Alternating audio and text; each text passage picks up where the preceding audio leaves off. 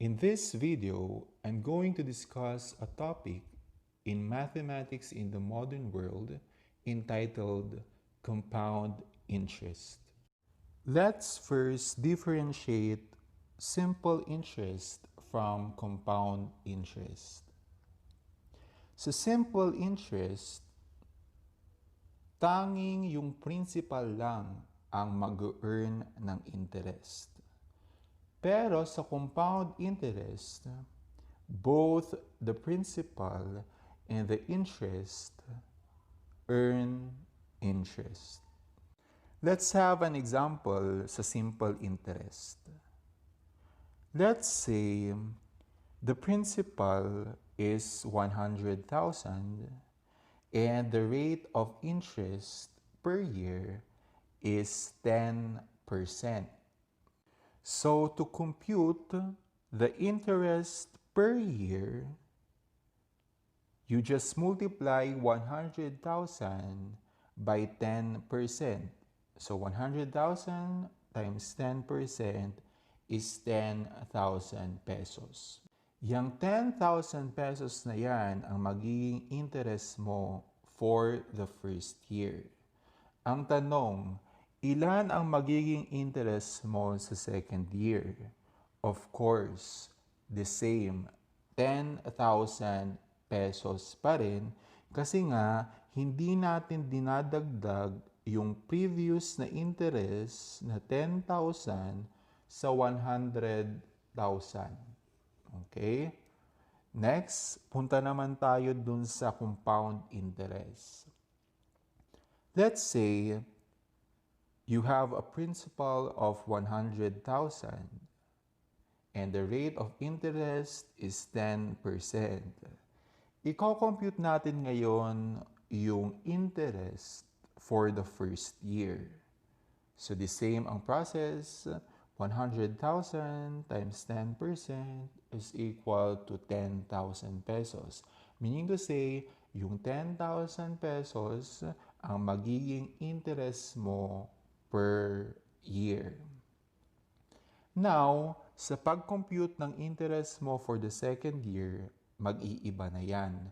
Kasi sabi ko kanina, sa compound interest, both the principal and the interest earn interest. So let's compute the interest in the second year.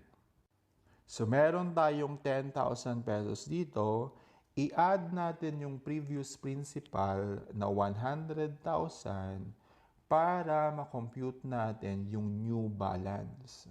So 10,000 plus 100,000 is equal to 110,000 pesos. Now, to compute your interest sa second year, imumultiply natin yung 110,000 sa 10% to arrive at 11,000 pesos that will serve as your interest sa second year.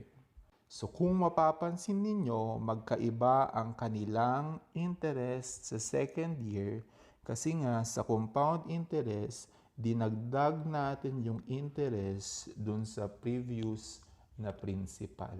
At yun yung magiging basis natin para ma-compute yung interest sa second year. There is an important formula that you should follow in compound interest. That is A is equal to P times the quantity of 1 plus R over N raised to the power of NT. A stands for accrued amount. Pag sinabing accrued amount, halo na dito yung principal at yung interest. Pwede rin itong tawagin as maturity value, future value, or compound amount. Next is P. P stands for principal or pwede rin siyang tawagin as present value. R stands for rate of interest. Ito yung makikita mo sa problems na percentage. Yung N naman is the number of times the interest is compounded in a year. Meaning to say, ilang beses mo in-apply yung interest kada taon. And yung last is yung T, ang ibig sabihin niyan is time period. For example, sa problem, sinabi niya na 1 year, that means ang time period mo is 1. Pag sinabi dun sa problems na 5 years, ang magiging time period mo is 5.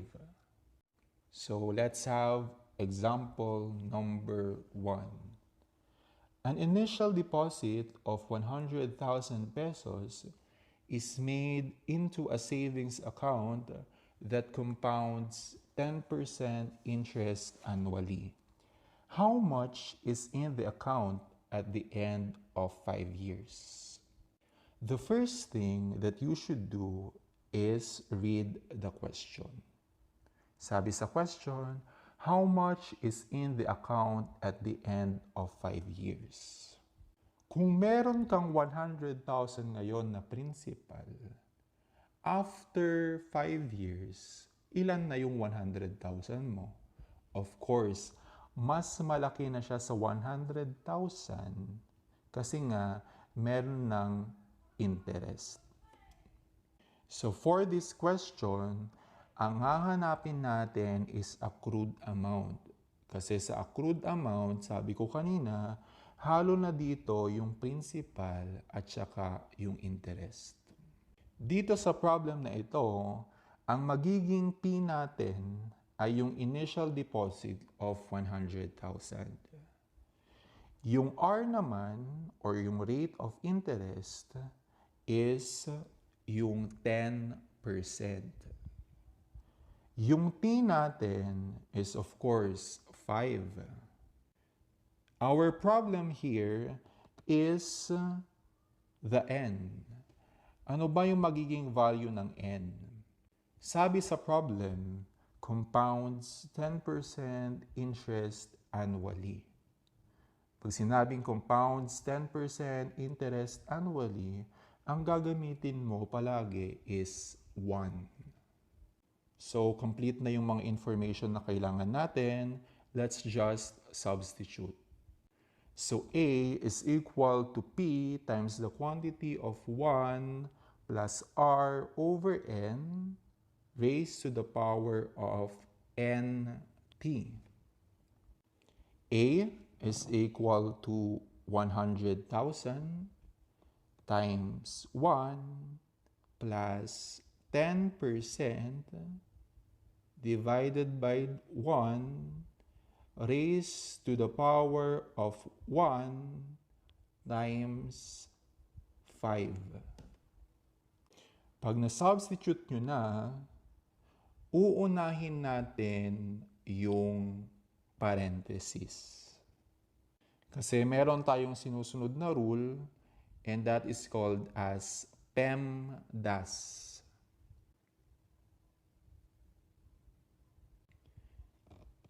P stands for parenthesis, E stands for exponent, M stands for multiplication, D stands for division, A stands for addition, and S stands for subtraction.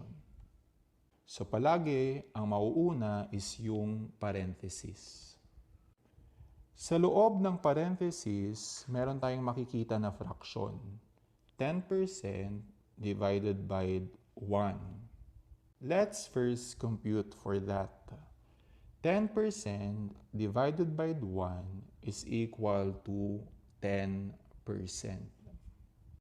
So, isulat lang natin.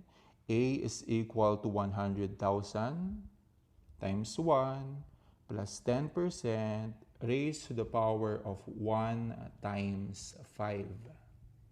Next na gagawin is to convert the 10% to decimal. Paano nyo gagawin yon? 10% divide it by 100. So, ang magiging result is 0.10 or 0.1. Pareho lang yon. Pero hindi siya magkapareho sa 0.01. Kasi ang 0.01, that is 1%. Okay, let's write. A is equal to 100,000 times 1 plus 0.10 raised to the power of 1 times 5.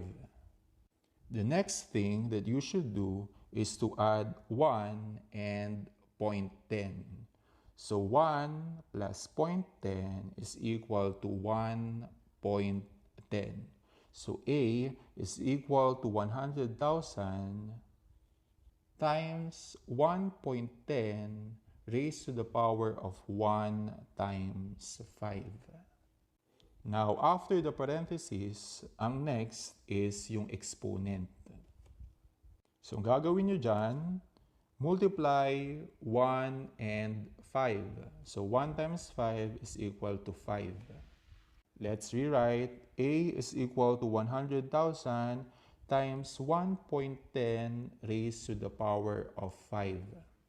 1.10 raised to the power of 5, ang ibig sabihin niyan is imumultiply mo yung 1.10 sa sarili niya ng 5 beses.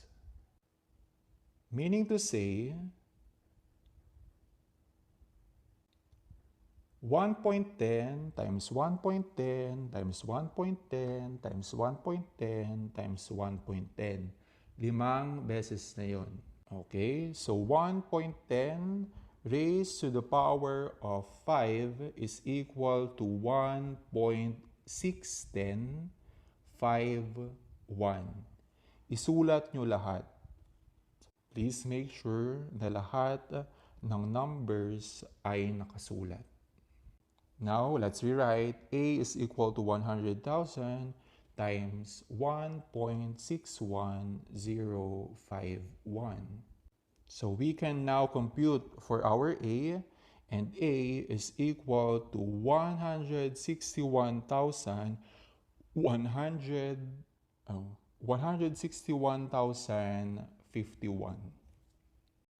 What if sa problem, hindi annually yung ginamit? Let's say for example, daily, weekly, monthly, quarterly, or semi-annually.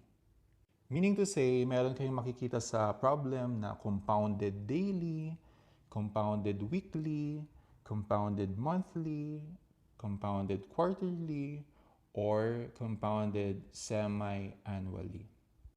Diba sa compounded annually, ang ginagamit nating n is equal to 1. Pero pag compounded daily, ang nakasulat sa problem, use 365. Meaning to say, n is equal to 365. Pag compounded weekly naman, use 52. Pag compounded monthly, use 12. Pag compounded quarterly, use 4. And pag compounded semi-annually, use 2. One problem that you can also encounter in compound interest is yung time, hindi siya nakasulat as year. But rather, halo siya ng year and months. For example, 1 year and 6 months.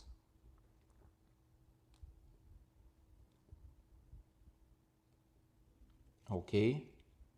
So, ang gagawin nyo dito is to convert the 6 months into fraction. So, that means 1 and 6 over 12. Bakit 12? Kasi nga, meron tayong 12 months sa isang taon. Now, divide 6 by 12. The result is 0.3 5. Now, add 0.5 to 1. So that will be equal to 1.5. Yan yung magiging time period mo or T. Let's proceed to our example number 2. After 5 years of 10% interest compounded quarterly, an account has 163,861.64 pesos. What was the original deposit amount? Kung kanina ang hinanap natin is yung value ni A, ngayon ang hahanapin natin is yung value ni P or the principal because yung question, original deposit amount yung hinahanap. Okay?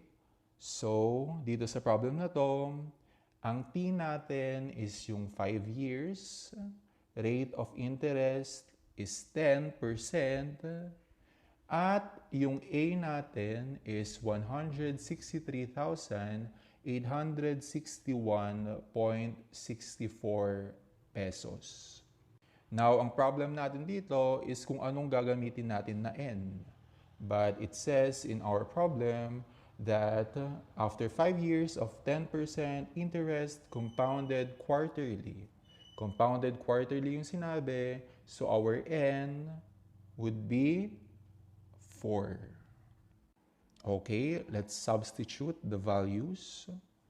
163,861.64 is equal to P times the quantity of 1 plus 10% over 4 times or raised to the power of 4 times 5.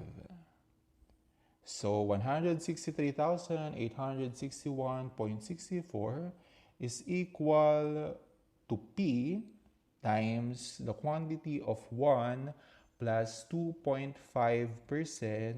raised to the power of 4 times 5. Yung 2.5%, yan ay galing sa 10%, divide it by 4.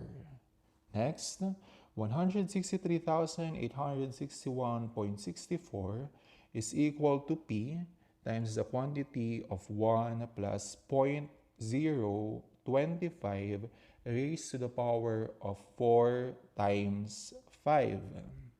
Saan galing yung 0.025? That is 2.5%. Divide it by 100. Next, we have 163,861.64 is equal to P times 1.025 raised to the power of 4 times 5. Saan galing yung 1.025? That is the sum of 1 plus 0.025. Now, let's multiply 4 and 5. That is 20. So, let's rewrite 163,861.64 is equal to P times 1.025 raised to the power of 20. Ang ibig sabihin ng 1.025 raised to the power of 20 is that imumultiply natin yung 1.025 sa sarili niya ng 20 times. Okay, by using a calculator, 1.025 raised to the power of 20 is equal to 1.638,616,4403. Isulat nyo lahat ng numbers. So let's rewrite 163,861.64 is equal to P times 1.638,616,4403.